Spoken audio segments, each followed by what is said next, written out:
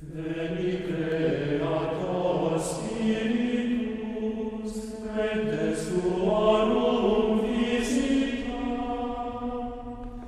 En el nombre del Padre, y del Hijo, y del Espíritu Santo. Amén. Ven, Espíritu Santo, llena los corazones de tus fieles y enciende en ellos el fuego de tu amor. Envía, Señor, tu Espíritu y serán creados y renovarás la faz de la tierra. Oh Dios, que habéis instruido los corazones de tus fieles con las luces del Espíritu Santo, danos el gustar de todo lo que es recto y bueno según el mismo Espíritu y gozar para siempre de sus celestiales consuelos. Por Jesucristo nuestro Señor. Amén. Dios te salve María, llena eres de gracia, el Señor es contigo. Bendita tú eres entre todas las mujeres y bendito es el fruto de tu vientre Jesús. Santa María, Madre de Dios, ruega por nosotros pecadores, ahora y en la hora de nuestra muerte. Amén. San Ignacio de Loyola, ruega por nosotros. Nuestra Señora de los Dolores, ruega por nosotros. En el nombre del Padre, y del Hijo, y del Espíritu Santo. Amén. Vamos a hacer ahora la contemplación de la soledad y los dolores de la Santísima Virgen María en la pasión de Jesús. San Ignacio no trae esta contemplación en el texto del libro de los ejercicios, pero es muy conveniente hacerla justamente para considerar los sufrimientos de María Santísima también por nosotros como corredentora y como nuestra madre. Hay que hacer la sólita oración preparatoria, que en esta hora de oración todo sea para mayor gloria de Dios, mis intenciones, acciones y operaciones, que todo sea para gloria de Dios, que no me busque a mí mismo en nada. Hacer la composición del lugar, podemos mirar a María al pie de la cruz, podemos también hacer la composición del lugar con esa escena que ha inspirado a tantos artistas, la piedad.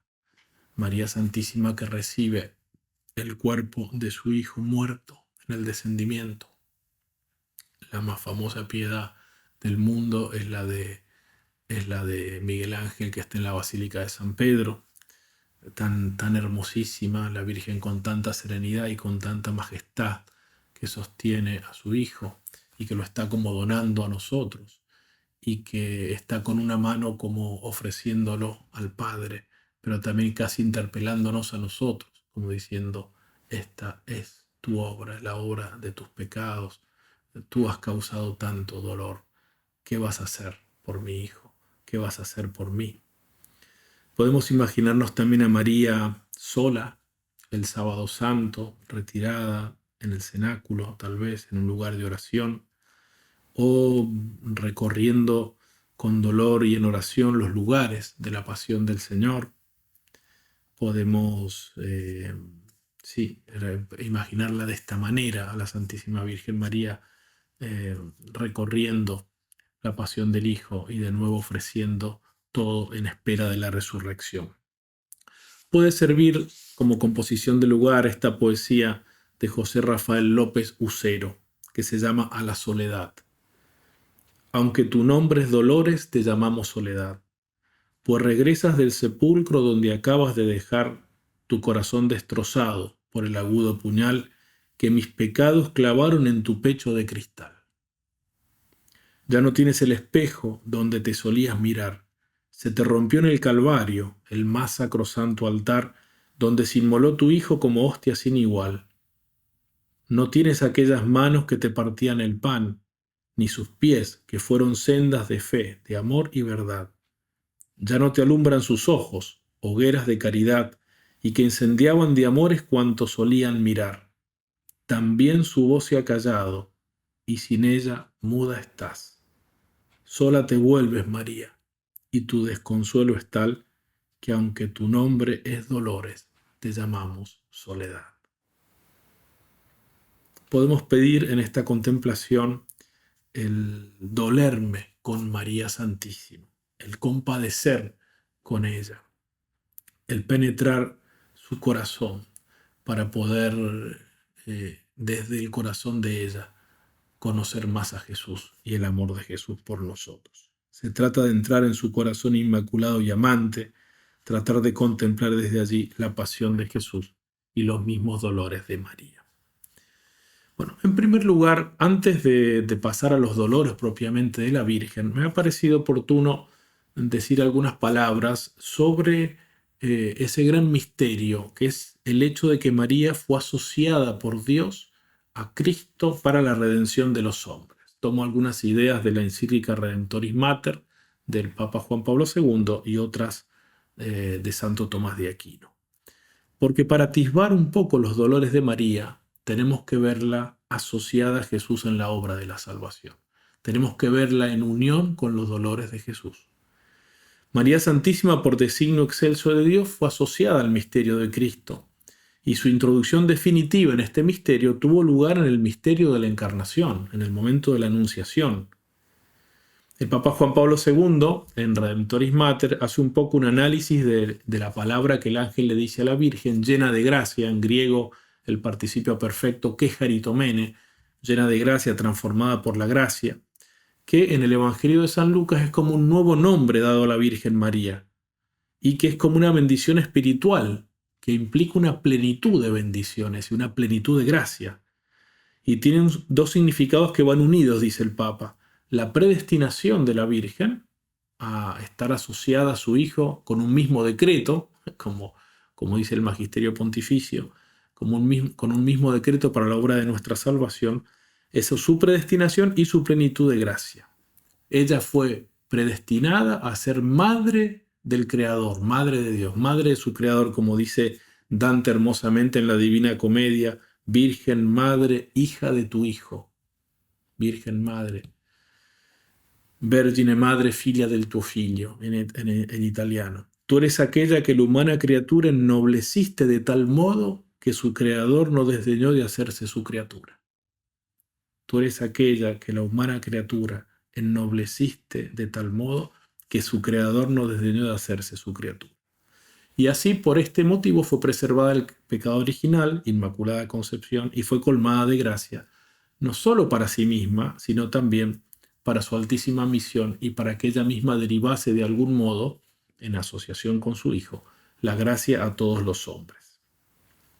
A partir entonces de su predestinación asociada a Cristo y desde la Anunciación, donde se adhirió ella libremente al plan de Dios, donde dijo, sí, se cumple en mí según tu voluntad, según tu palabra, María está definitivamente asociada a la obra salvífica del Hijo. De modo que Jesús nunca obrará la salvación sin María, ni María hará nada por la salvación de la humanidad, de los hombres, sin Jesús. Son inseparables.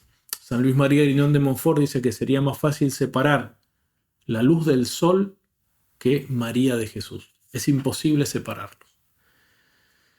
Y María libremente adhirió a este plan de Dios para ella, de ser la asociada, la corredentora con Jesucristo en la pasión. Por eso es que Isabel la llama dichosa tú que has creído.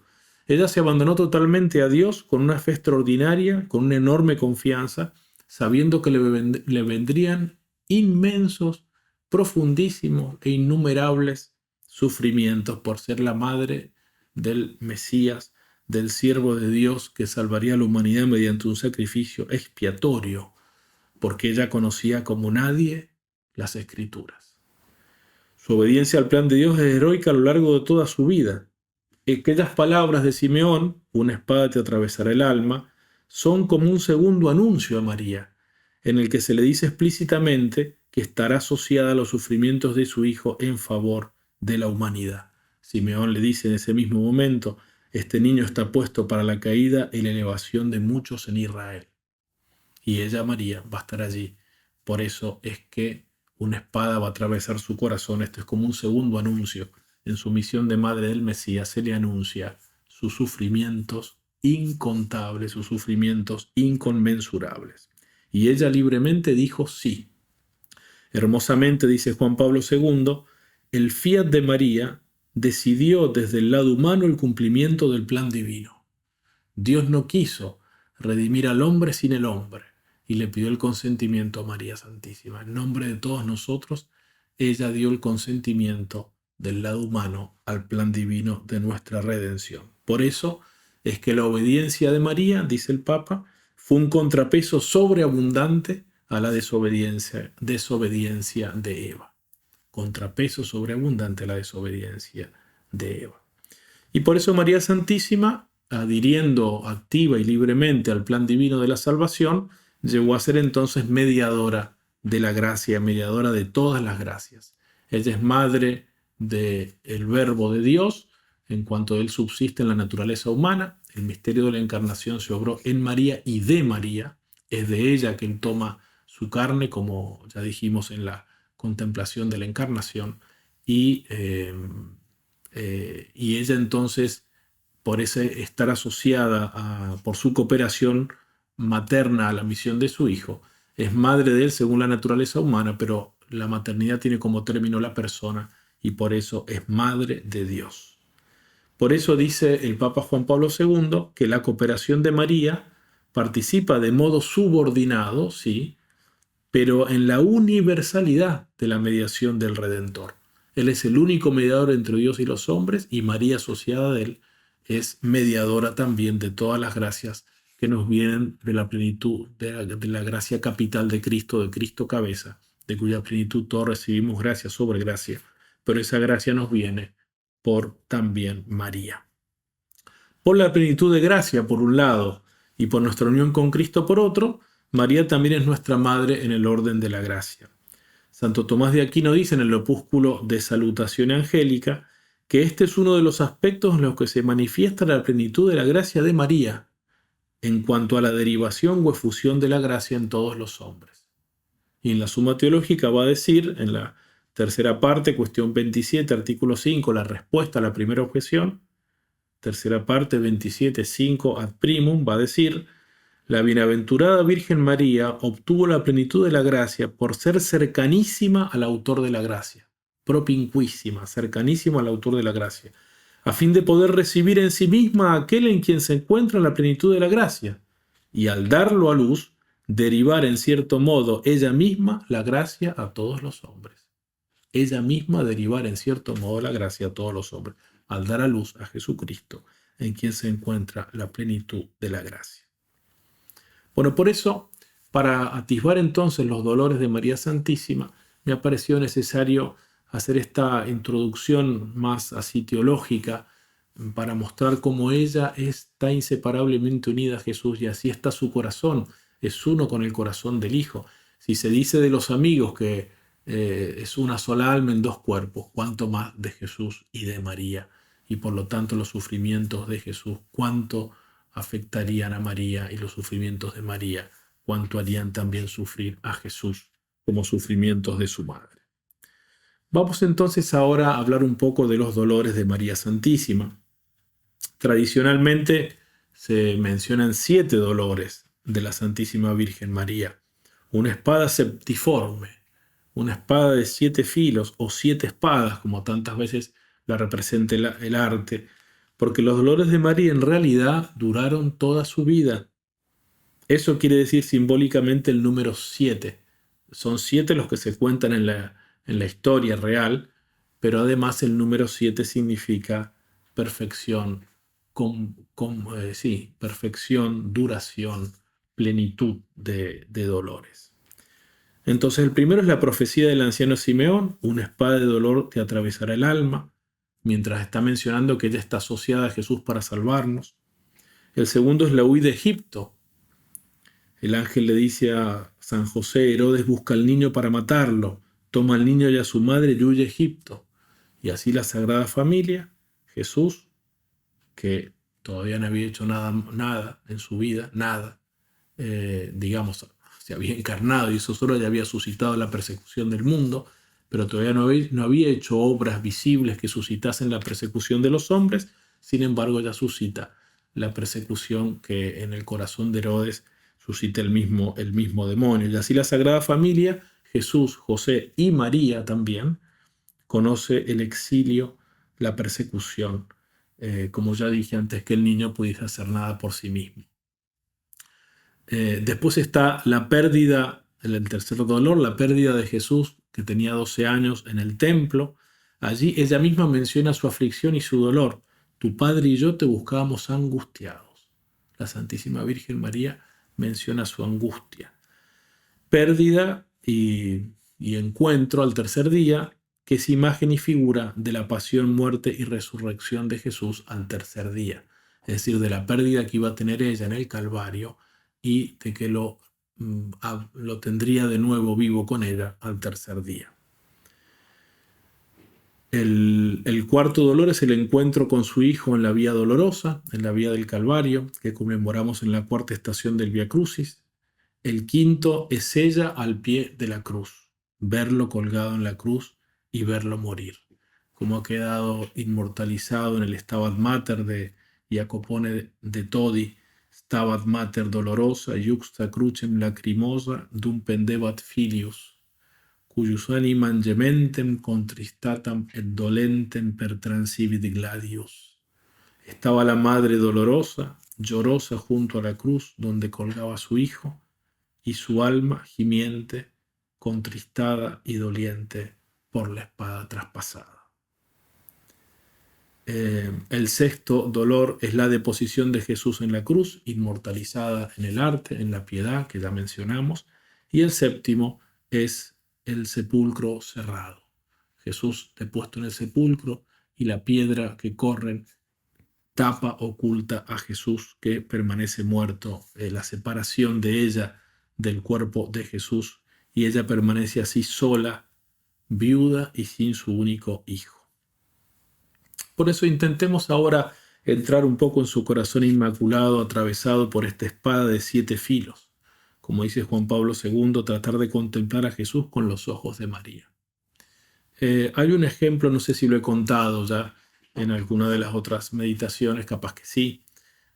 Una santa italiana, Santa Catalina de Ricci, es una santa que está en la ciudad de Prato, en Italia, una santa dominica, una gran mística, que todos los jueves sufría los dolores de la pasión de Cristo, incluso la noche del jueves, incluso el viernes hasta las 3 de la tarde, donde quedaba como muerta, e incluso sufría los dolores del descendimiento de Cristo, cómo le sacaban los clavos, cosa que Cristo ya no sentía, estaba muerto, ella en cambio sentía esos dolores.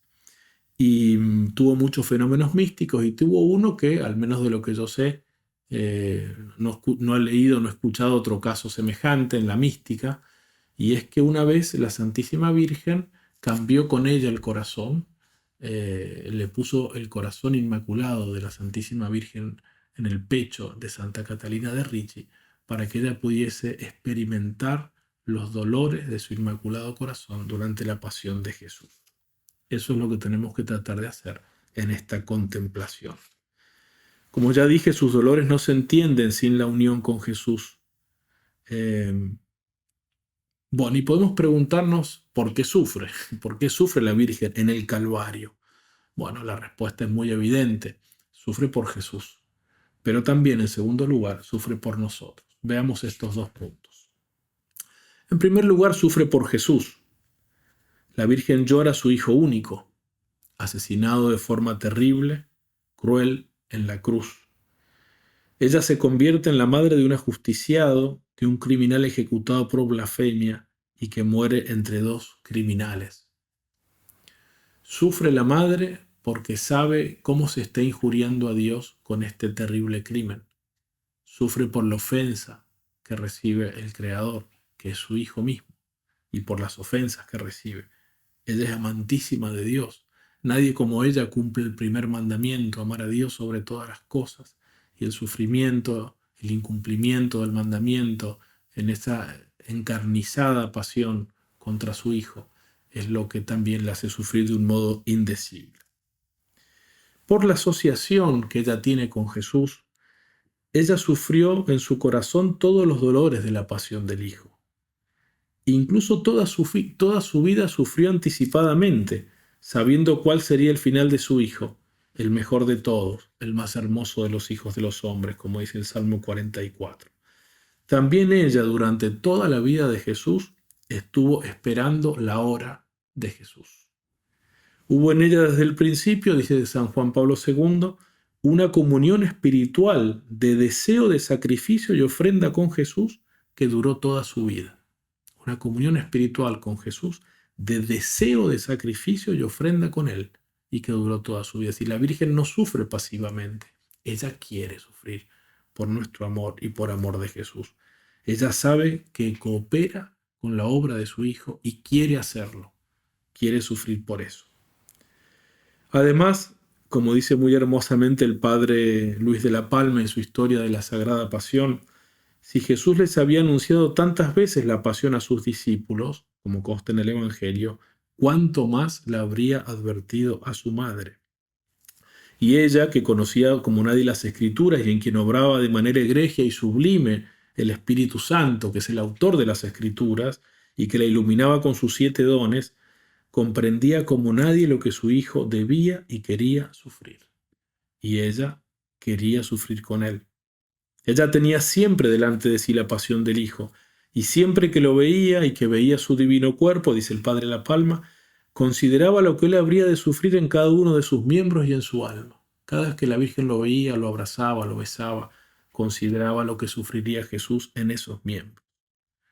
Ella, dice La Palma, estaba más herida que ninguna otra criatura del amor de su Hijo, y como tal sufría como propios cada uno de los sufrimientos de su Hijo.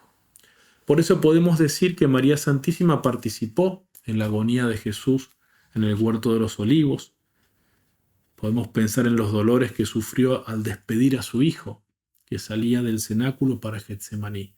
Esta escena está hermosamente descrita por el padre Luis de la Palma, la despedida de Jesús de la Virgen antes de encaminarse a la pasión. Participó como una sola persona con él en su oración, en su tristeza. Lo vio traicionado por Judas, abandonado por todos, repudiado y negado por Pedro. Lo vio solo ante los pérfidos jueces, sin defensor, sin intercesor. Lo vio abofeteado cruelmente, golpeado, tratado como un loco. Presenció la condena de Pilatos, las burlas de Herodes. Oyó los terribles golpes de la flagelación. Su hijo no se quejaba, pero los golpes se sentían desde afuera del pretorio. Vio a su Jesús azotado y coronado de espinas. Ese ecce homo que Pilato presenta es el único hijo de María Santísima. Y vio ella, porque estaba entre la multitud, el rechazo del pueblo, a quien Jesús solo había hecho bien. Fuera, fuera, crucifícalo. Vio que el pueblo prefería a Barrabás, que era un asesino, y rechazaba a Jesús. Y vio que Pilato se lavaba las manos. Soy inocente de la sangre de este hombre. Cuánto dolor en el corazón de la Virgen. Y ella no podía hacer nada, o mejor dicho, sí hacía, ofrecía. Se asociaba a Jesús. Ella también lo quería. Ella también hacía suya la oración de Jesús en Getsemaní. Padre, si es posible, aparta de mi hijo y de mí este cáliz, pero que se haga tu voluntad y no la mía. Más tarde vio a Jesús cargando la pesada cruz camino del Calvario, todo bañado en su preciosa sangre. Vio sus caídas, vio que necesitaba la ayuda del Cireneo. Lo encontró, esa escena inmortalizada en la 4ª estación del Via Crucis, y se cruzaron sus miradas. Vio cómo era desnudado y clavado en la cruz, oyó los golpes del martillo. Qué espectáculo para una madre. San Bernardo dice que si Dios no lo hubiese sostenido, ella habría muerto de pena. Jamás el mundo ha presenciado tanto dolor. Luego lo vio Jesús alzado en la cruz, crucificado. Ella estaba allí cuando se burlaban de él. Baja de la cruz y creeremos en ti. Confío en Dios que él lo salve, pues se ha llamado a sí mismo su Hijo.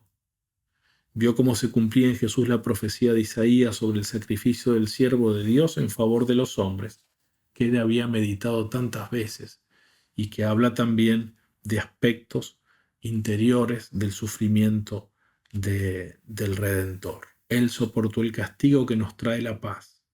En sus cardenales, en sus llagas, hemos sido curados. Él sufrió, nosotros fuimos curados. Yahvé descargó sobre él la culpa de todos nosotros. Fue oprimido y él se humilló y no abrió la boca. Tras arresto y juicio fue arrebatado, y de sus contemporáneos, ¿quién se preocupa? María Santísima sí, pero los demás. Fue arrancado de la tierra de los vivos, por las rebeldías de su pueblo fue herido y se puso su sepultura entre los malvados y con los ricos su tumba, por más que no hizo atropello ni hubo engaño en su boca. Plugo a Yahvé quebrantarlo con dolencias. María Santísima, un poco después, lo vio morir y presenció, escuchó las palabras de Jesús, de las cuales ya nos hemos referido, una por una, y después lo vio morir, y después todavía presenció el lanzazo que abrió el precioso pecho de Jesús, y luego recibió su cuerpo bendito, causa de nuestra salvación. Lo lavó con sus lágrimas, lo envolvió en una sábana para darle sepultura, y se quedó sola, una madre viuda privada de su único hijo. Le habla como preguntándole el padre La Palma en su historia de la Sagrada Pasión: ¿cuál fue, Señora, tu sentimiento cuando estando en este lugar viste a tu hijo tan maltratado y no le pudiste socorrer? Vístelo desnudo y no lo pudiste cubrir. Lo viste transido de sed y no le pudiste dar de beber. Lo viste injuriado y no lo pudiste defender. Lo viste infamado de malhechor y no pudiste volver por él. Viste escupido su rostro y no lo podías limpiar. Finalmente viste sus ojos corriendo lágrimas y no se las podías enjugar, ni recoger aquel postrer aliento de su sagrado pecho, que de su sagrado pecho salía, ni juntar en uno con él tu rostro, juntar esos rostros tan conocidos y tan amados, y morir así, abrazada con él. San Alfonso María de Ligorio dice que al pie de la cruz María sufrió por el horror de las criaturas que mataban a su Dios, pero sobre todo por el dolor de Jesús. Le dice: tu corazón no pensaba entonces en su propio dolor, sino en el dolor y la muerte de tu querido Hijo, y por eso quisiste asistirle, al menos para compadecerle. El abad Guillermo dice: madre, madre amante, que ni siquiera el temor de la muerte pudo separar de tu amado Hijo. De nuevo San Alfonso: qué espectáculo de dolor era entonces ver a este hijo agonizando en la cruz, y bajo la cruz ver agonizar a esta madre que sufría todos los dolores que sufría el Hijo. Todos los dolores y las penas de Jesús fueron también los dolores y las penas de María. San Jerónimo dice que lo que hería el cuerpo de Jesús laceraba el corazón de María. Cada herida del cuerpo de Jesús laceraba el corazón de María. María sufría y obedecía. Por eso dice San Juan Crisóstomo muy hermosamente: quien estuviera entonces en el Calvario habría visto que se consumaban allí al unísono dos grandes sacrificios, uno en el cuerpo de Jesús, el otro en el corazón de María. Y San Buenaventura parece un poco como corregir a San Juan Crisóstomo y considera que había un solo altar, que era la cruz de Cristo, en la que junto con la víctima del Cordero Divino se sacrificaba también la madre. Y dice San Buenaventura: oh María, ¿dónde estás? ¿Junto a la cruz? Con más razón diré que estás en la misma cruz, sacrificándote crucificada junto a tu Hijo. San Agustín y San Bernardo dicen también que lo que los clavos hacían en el cuerpo de Jesús, el amor lo obraba en el corazón de María. De modo que al mismo tiempo que el Hijo sacrificaba el cuerpo, la Madre sacrificaba el alma. San Bernardino de Siena lo dice concisamente y muy bellamente: dum ille corpus iste spiritum immolabat. Mientras él inmolaba su cuerpo, ella inmolaba su espíritu. Es decir, María sufre en primer lugar por Jesús, con Jesús, en Jesús. Sus corazones son un solo corazón, una sola alma, y entonces todos los dolores de Jesús no pueden serles ajenos, al contrario, y se suman sus propios dolores como madre del Redentor. Pero además a esta causa del dolor de la Virgen se suma otra, que es inmensa y que es profundísima. María sufre por nosotros que somos sus hijos. Los dolores de María no terminan ahí. Ha oído que su Hijo desde la cruz la ha hecho madre de todos nosotros. Aquí está tu madre, aquí está tu Hijo. También sabe que por el bautismo nosotros y su Hijo no somos distintos. Él está en nosotros y nosotros en Él. Eres la cabeza, nosotros los miembros, pero todos formamos una única persona mística, el Cristo total. Somos Cristos. Por eso María también llora por nosotros. Y el dolor es una ley de toda maternidad. Cuando Eva pecó, Dios le dijo, con dolor parirás tus hijos.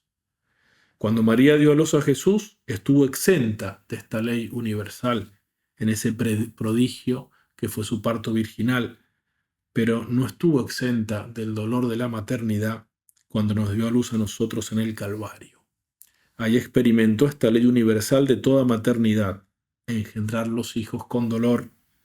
En ella se cumple además la profecía del Génesis, ya nos referimos a esto al hablar de las palabras de Jesús en la cruz, porque ella es la mujer que aplasta la cabeza de la serpiente en asociación y en dependencia de su hijo, que es la descendencia prometida a aquella mujer también prometida en Génesis. Y por este mismo misterio también nosotros podemos derrotar a Satanás, porque somos descendencia de ella, porque somos miembros de Jesucristo. A Satanás que ya está derrotado de manera irremediable y definitiva por Cristo en su pasión y resurrección y por María asociada a él. Y ella quiso sufrir todo esto. Jesús quiso sufrir la pasión y la sufrió con determinación, y María quiso sufrir junto a su hijo y sufrió con determinación.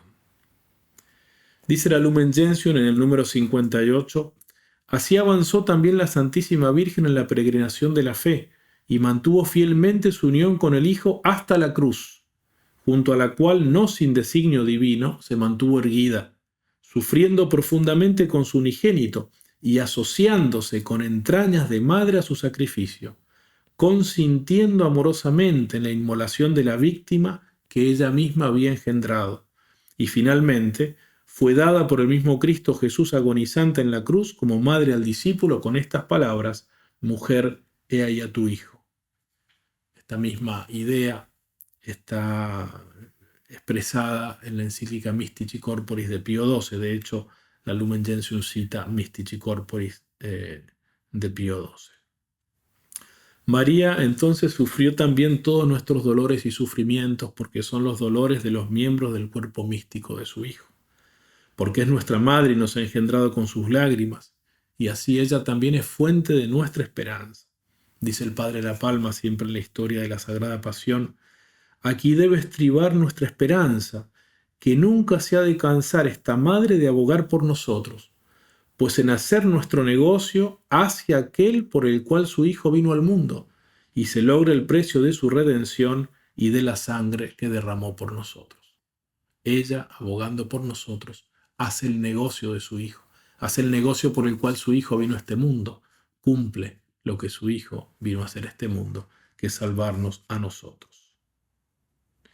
Incluso, y es otro aspecto que se podría desarrollar más, pero no hay tiempo, ella sufrió en su conciencia llena de sabiduría, porque era de un modo inefable, iluminada por los dones del Espíritu Santo, por la conciencia que tenía de ser ella misma el primer fruto de la redención y el más excelso. La cruz de su Hijo era la cruz que le había merecido a ella su predestinación y su inmaculada concepción y su plenitud de gracia, y que le merecerá su asunción en cuerpo y alma a los cielos y toda otra gracia. Es decir, la Virgen María sufría con indecible gratitud hacia su amadísimo Hijo, que de tanto amarla, la había transformado por la gracia en él mismo, en su miembro más perfecto, más noble, más excelso. Dice hermosamente San Luis María Guignon de Montfort, citando a San Bruno de Ceni, en el número 12 del Tratado de la Verdadera Devoción, que son tan idénticos María y Jesús, están tan compenetrados que dice él, si quieres conocer al Hijo, conoce a la Madre. Y así como su amor por Jesús es en cierto sentido infinito, también fue infinito su dolor. Por eso la tradición de la Iglesia le aplica dolorida y afligida al pie de la cruz las palabras del Antiguo Testamento de las Lamentaciones. ¿Con qué te compararé, hija de Jerusalén? ¿Con qué te consolaré, virgen hija de Sión? Porque tu herida es grande como el mar. ¿Quién podrá curarte? Terminaré esta contemplación con un coloquio a María Santísima, María Dolorosa, o a su hijo, o a los dos, y discurrir por lo que se ofreciere, como dice San Ignacio, en tantas contemplaciones. Quiero igual terminar leyendo la hermosa poesía de José María Pemán, que se llama La Soledad de María, y que él la pone como una meditación ignaciana, con composición de lugar, con meditación y con coloquio. Composición de lugar. Palidecidas las rosas de tus labios angustiados, mustios los lirios morados de tus mejillas llorosas, recordando las gozosas horas idas de Belén, sin consuelo ya y sin bien que sus soledades llene, miradla por donde viene, hijas de Jerusalén. Meditación. Virgen de la soledad, rendido de gozos vanos, en las rosas de tus manos se ha muerto mi voluntad. Cruzadas con humildad en tu pecho sin aliento, la mañana del portento, tus manos fueron, Señora, la primer cruz redentora, la cruz del sometimiento. Como tú te sometiste, someterme yo querría, para ir haciendo mi vía, con sol claro o noche triste. Ejemplo santo nos diste cuando en la tarde deicida tu soledad dolorida por los senderos mostrabas, tocas de luto llevabas, ojos de paloma herida. La fruta de nuestro bien fue de tu llanto regada, refugio fueron y almohada tus rodillas de su sien. Otra vez como en Belén tu falda cuna le hacía, y sobre él tu amor volvía a las angustias primeras. Señora, si tú quisieras, contigo le lloraría. Coloquio. Por tu dolor sin testigos, por tu llanto sin piedades, Maestra de soledades, enséñame a estar contigo, que al quedarte tú conmigo, partido ya de tu vera, el hijo que en la madera de la Santa Cruz dejaste, yo sé que en mí lo encontraste de una segunda manera.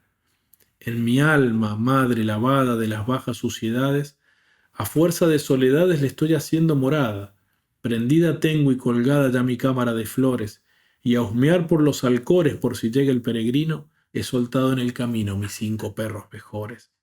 Quiero yo que el alma mía tenga de sí vaciada su soledad preparada para la gran compañía.